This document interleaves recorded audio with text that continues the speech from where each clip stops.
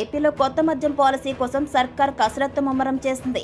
కొత్త విధానం రూపకల్పనకు కేబినెట్ సబ్ కమిటీని ఏర్పాటు చేసిన సంగతి తెలిసిందే.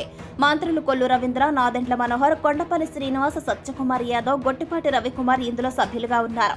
ఎక్సైజ్ శాఖ ప్రాథమిక ప్రతిపాదనలను, అదేవిధంగా నివేదికలను ఈ కమిటీ రివ్యూ చేయనుంది. అన్ని వర్గాల అభిప్రాయాలను సేకరించనుంది.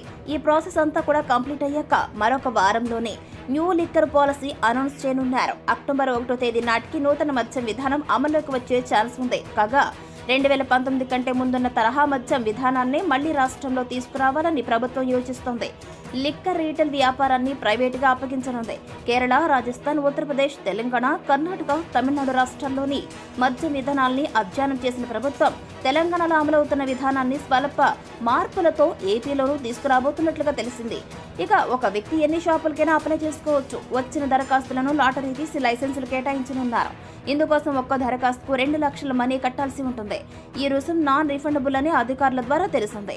మద్యం ధరలు కూడా తెలంగాణ, కర్ణాటకతో ఈక్వల్ గా ఉండేలా డెసిషన్ తీసుకున్నట్లు అఫీషియల్ గా తెలుస్తోంది.